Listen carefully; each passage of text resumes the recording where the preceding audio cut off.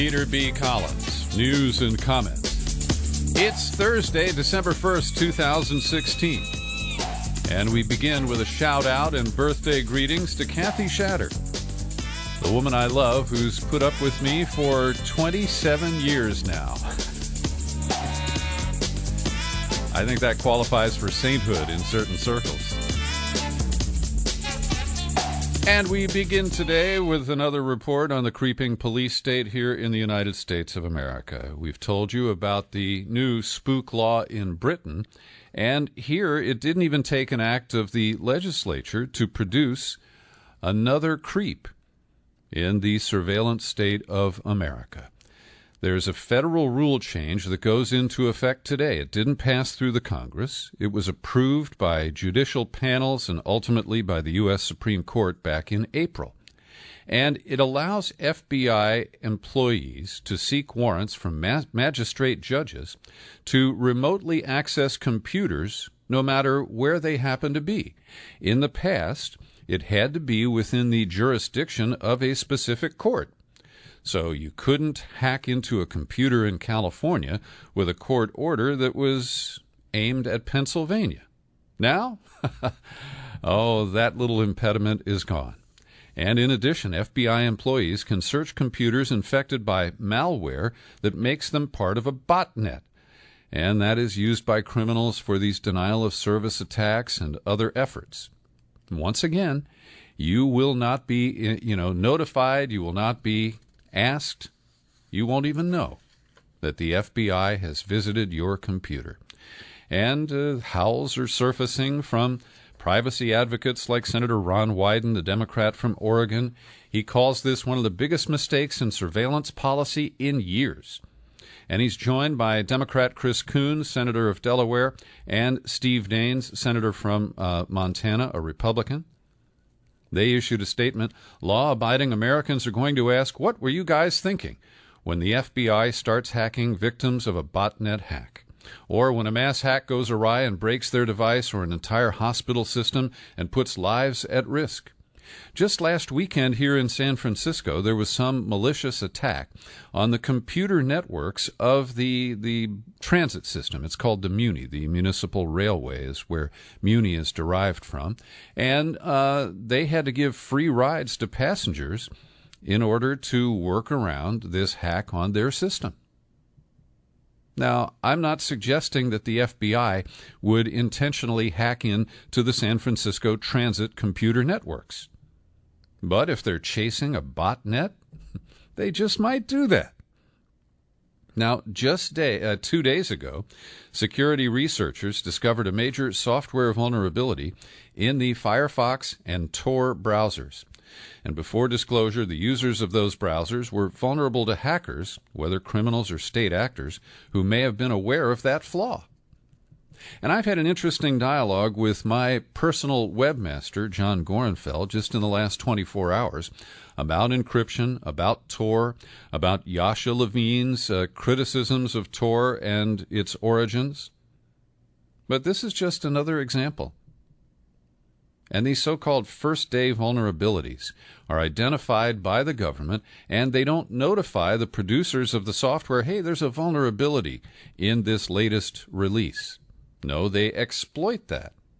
And when we look at the most recent adventures of the FBI in the Playpen investigation, Playpen was on the dark web, a child pornography site, and people who went there used the Tor system to try to prevent disclosure of their identities and their activities. Well, the FBI figured out a way to attach malware that revealed the IP addresses of the people who were using Tor.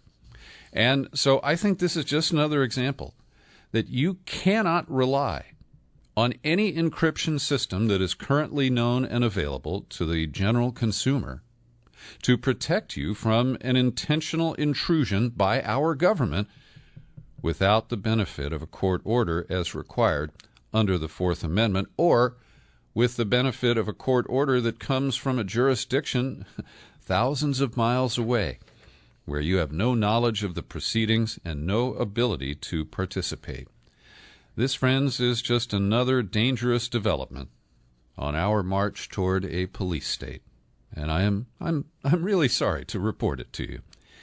Well, Donald Trump has embarked on a series of rallies, and apparently people haven't told him that the presidential campaign is over. But he's going to Indiana and Ohio today. In Indiana, he's going to visit that Carrier plant that he thinks makes air conditioners, but in fact makes gas-fired furnaces. And, of course, you can't bother the Donald with the details, right? He's a big-picture guy. And he got Carrier to knuckle under and agree to preserve 1,000 jobs in Indiana instead of sending them to Mexico. But we know that Mike Pence, the vice president-elect, the current governor of Indiana, showered Carrier with over $700,000 in state-level tax inducements.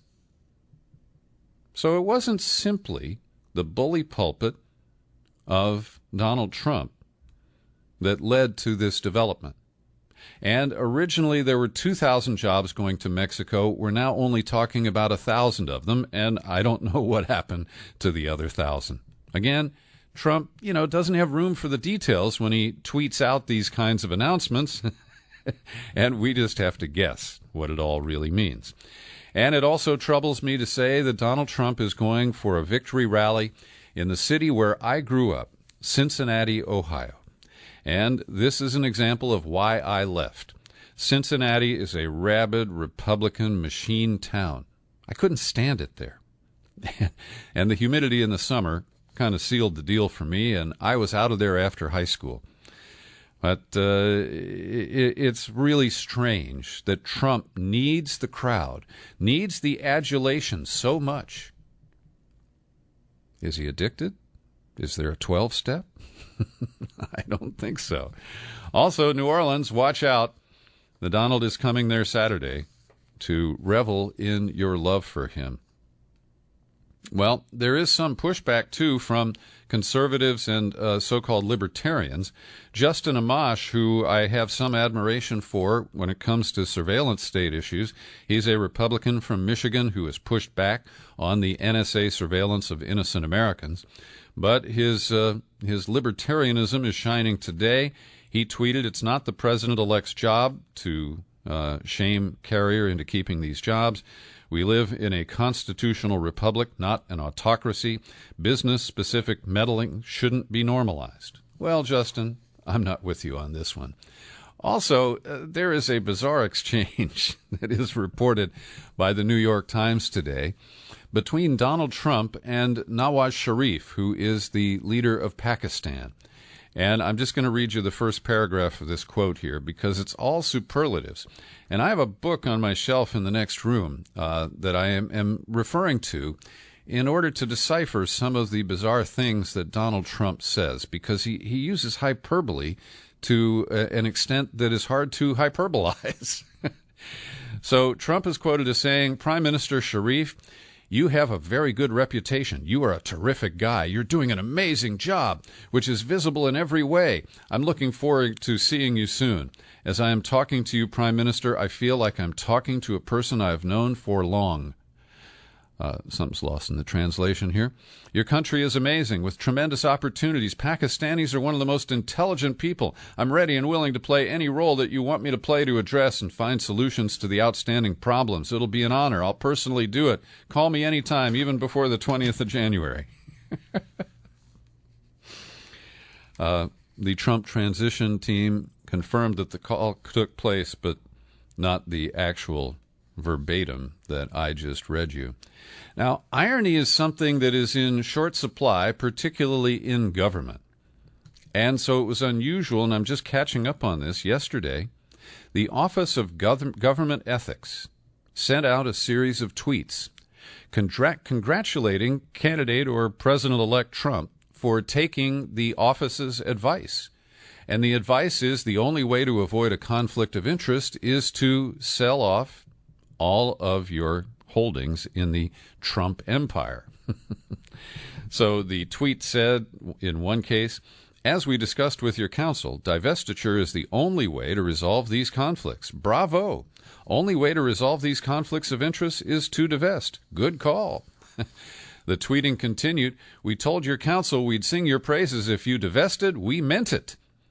Now, this reminds me of the Nobel Peace Prize that was given prospectively to Barack Obama after his first year in office. And they were hoping that by praising him for being a peacemaker that he might actually live up to it. And I guess that's the ironic approach of the Government Ethics Office to the wily Donald Trump. Also, I've learned that if Trump does divest, he can get a certificate of divestiture from that Office of Government Ethics, which allows him to enjoy an enormous tax break. Now, that's the kind of thing that appeals to the Donald. After all, we think that he didn't pay taxes for some 20 years or 18 years after his huge loss in the 1990s.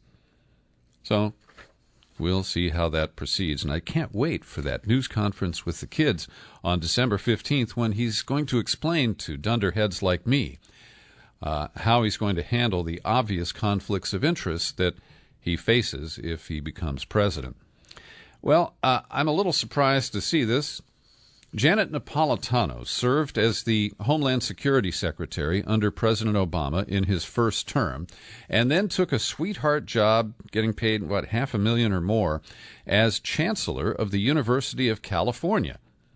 And I learned in researching this news announcement that Ms. Napolitano led the charge under President Obama to create the Deferred Action Program for young people who don't have citizenship papers. And these are often people who are brought here illegally by their parents, and there is protection for them until January 20th. And after that, this program could be dismantled because it was based on an Obama executive order. So based on her experience with that, Napolitano has done the first thing as Chancellor of UC that I can say I'm proud of, and that is that she has reaffirmed the policy of the university essentially as a sanctuary for the undocumented. And she issued a statement of policy saying that they don't track the students' immigration status. They believe that about 3,700 are registered at the various campuses across the state. And the principles include that campus cops will not assist local, state, or federal agents to investigate, detain, or arrest students for violations of federal immigration law. Police will be told not to contact, detain, question, or arrest individuals solely on suspicion of immigration violations. No confidential student records will be released without a judicial warrant, a subpoena, or a court order. And the UC will continue to admit all eligible students without regard to immigration status. And take the same stance with the regard to treatment of patients at its medical centers. Well, this is a very strong statement, and I fully support Janet Napolitano in it. And here I'm about to agree with a man who I've considered to be a true nemesis during the Obama administration. That's John Brennan. He was the drone meister during the first term and then succeeded Leon Panetta as director of the CIA. And in the first ever interview of a CIA director on the BBC, he gave some interesting comments. He warned indirectly to the Trump administration incoming that scrapping the nuclear deal with Iran would undermine foreign policy, embolden hardliners in Iran, set off an arms race in the Middle East, and he also underscored that this was not a bilateral agreement simply between the U.S. and Iran. There are 5 other nations involved, and you cannot abrogate that treaty or that agreement in the manner that Trump has suggested. And Brennan went so far as to say, I think it would be the height of folly if the next administration were to tear up that agreement. He also advised Trump not to go down the road to engage in torture. And Brennan was part of the top brass at the CIA when it began the torture programs under Director George Tenet during the Bush administration. He has skated on responsibility, saying, I didn't support it. I wasn't invited. I was reading my email." Well, I accept his advice, but not the way he has wriggled out of any responsibility for his own role in the past. Vladimir Putin gave what is the equivalent of the State of the Union address. It's an annual State of the Nation address to Russians, and without ever mentioning Donald Trump's name. He didn't want to, get his bro too excited. He made some pretty strong comments. He issued a new doctrine about foreign policy. He brushed back Trump indirectly about his comments on the campaign trail about nuclear weapons. And I have to say that while I find Vladimir Putin to be an odious human being, he is operating as a real leader. He's not playing a lot of games and, using his position to score cheap political points. And he had some strong comments to say. That Russia wants to work with the incoming administration to normalize and begin to develop bilateral relations on an equal and mutually beneficial basis. He made it clear that he wants Russia to be treated as a global power, not the regional power that Obama described it as in 2014, which really pissed Putin off. Quote, "We have a joint responsibility for the provision of international security and stability, for the strengthening of anti-proliferation regimes relating to nuclear weapons." That's his reference. And he also said that Trump's campaign statements that the U.S. arsenal had fallen way behind Russia's, Putin warned against any attempt by Washington to disrupt what he called the balance of nuclear firepower. The other thing that I think is really important to note is that Putin cited in his new doctrine that the crisis between Russia and the West has largely been driven by the efforts by NATO and the European Union to peel off the former Soviet republics and isolate Russia. And I have seen this as the long arc of a failed U.S. policy that Obama failed to change. And the evidence is there in the Ukraine, where we supported the overthrow of Yanukovych and the installation of the Candyman. It's really just breathtaking in many ways how Putin appears to be the realist who is more in command of his political structure than Obama was or Trump is ever likely to be. The Banana Man has been named the winner of the Haitian presidential elections, backed by the Clintons, both Bill and Hillary, for his pro-business open market approach. Jovenel Moïse won with an alleged 55% margin in a field of 27 candidates. Now, I believe this was the third time they have run this election. And Moïse came to power after Michel Martelly, another crony of the Clintons, handpicked him to succeed him.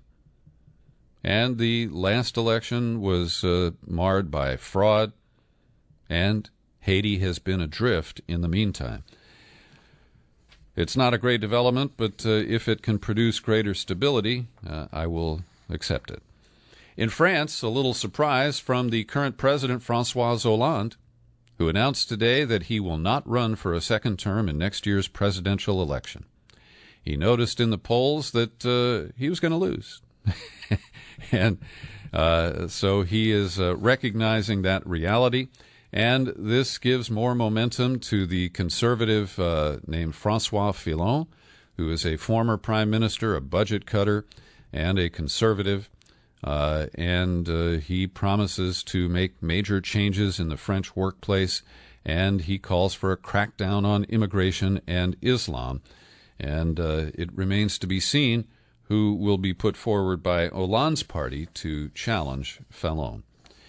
In Yemen, the Houthis and the wily former leader of that country, whose name is Ali Abdullah Saleh, surprised the West and the Saudis by announcing they've formed a new government.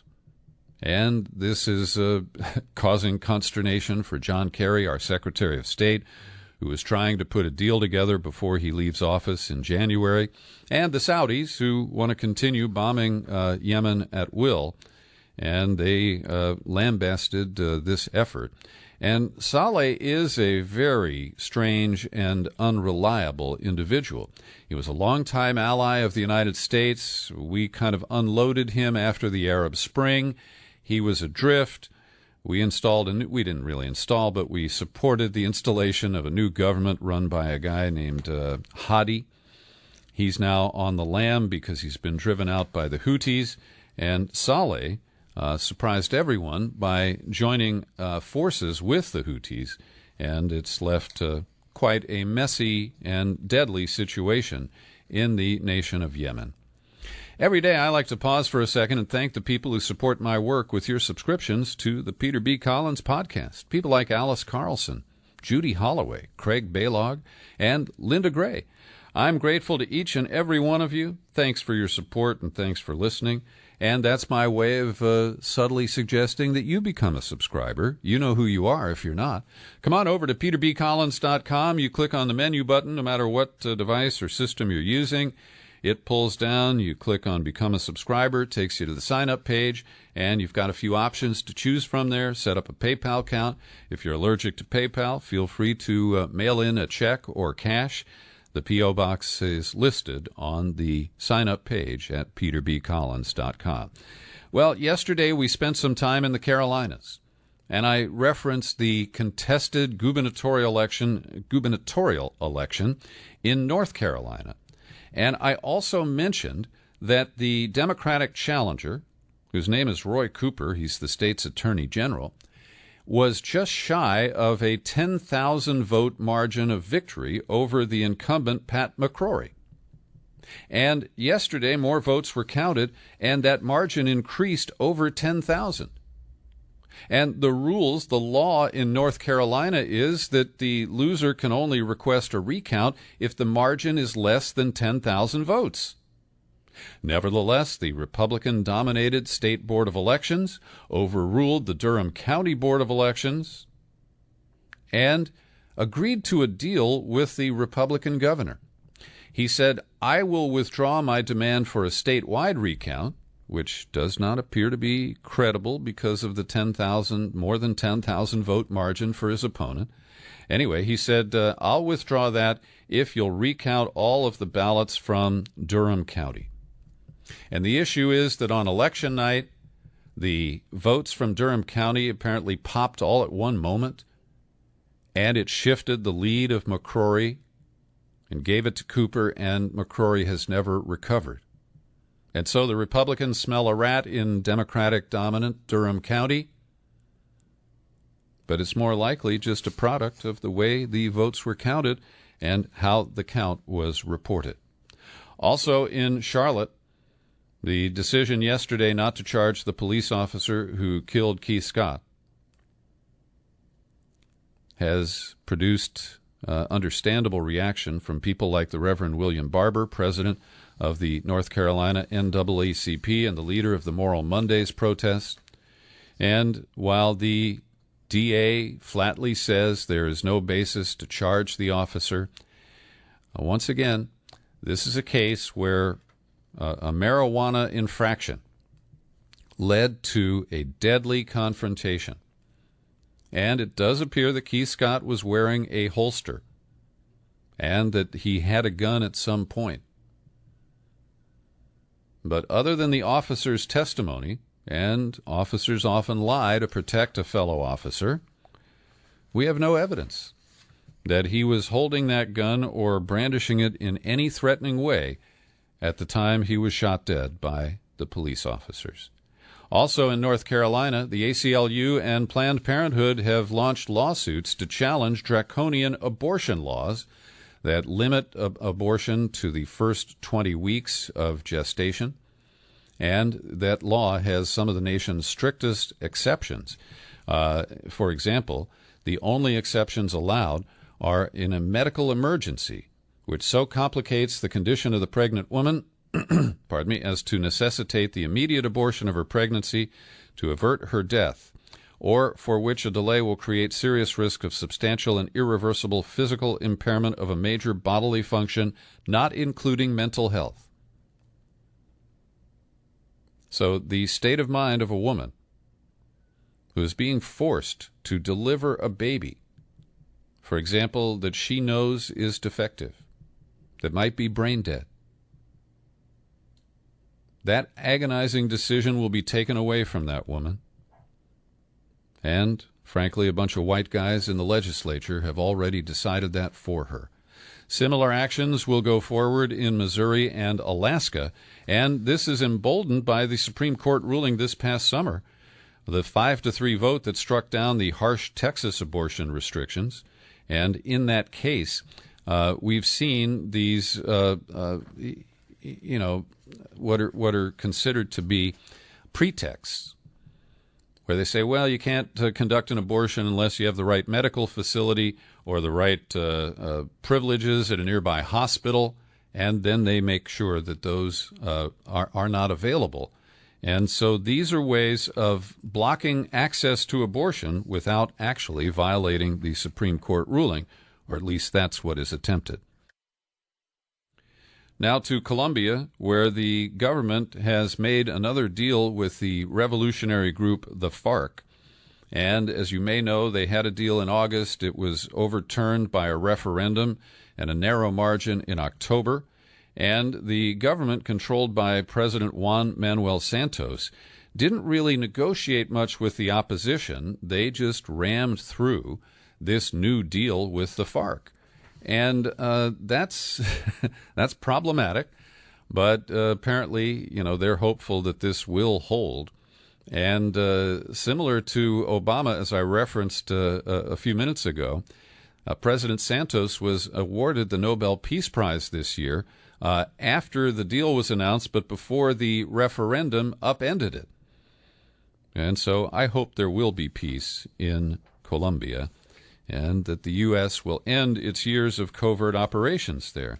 And speaking of that, The Intercept has a great story co-written by Trevor Aronson, a man I deeply respect, and Murtaza Hussein.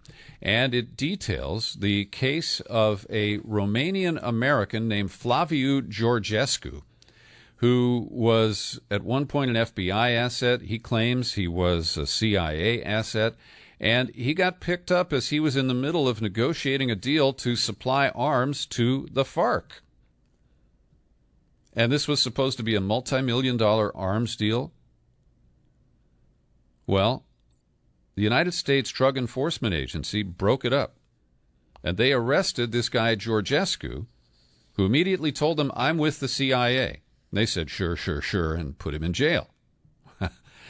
So as this story unfolds, there is another guy whose name is Georgescu.